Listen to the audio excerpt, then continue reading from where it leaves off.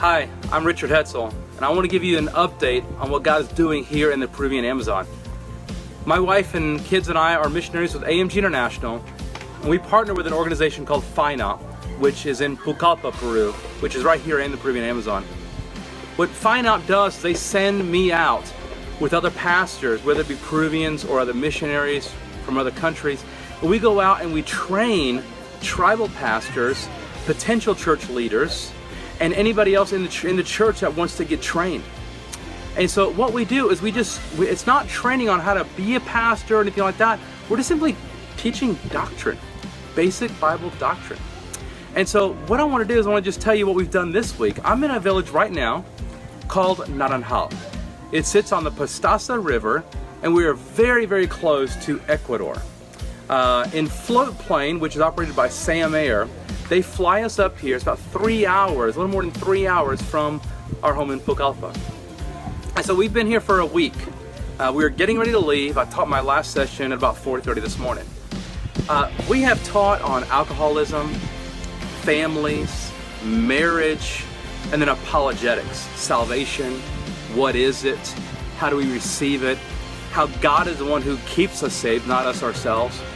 We've taught on the role of women in the church and how that relates to women in the family and how important those women are to each of the church and the family. And then also on visions and dreams. Some false teaching is coming into this region, and we've had to correct some of that teaching.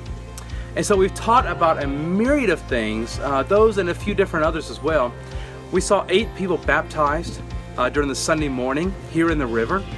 We saw many, many, many more, almost 40, that came forward and said, we know that we're believers and we need to get our lives right again, and we want to make sure we dedicate ourselves to Christ.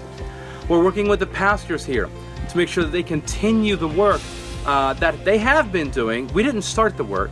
They've been doing the work, and we're coming along to help them.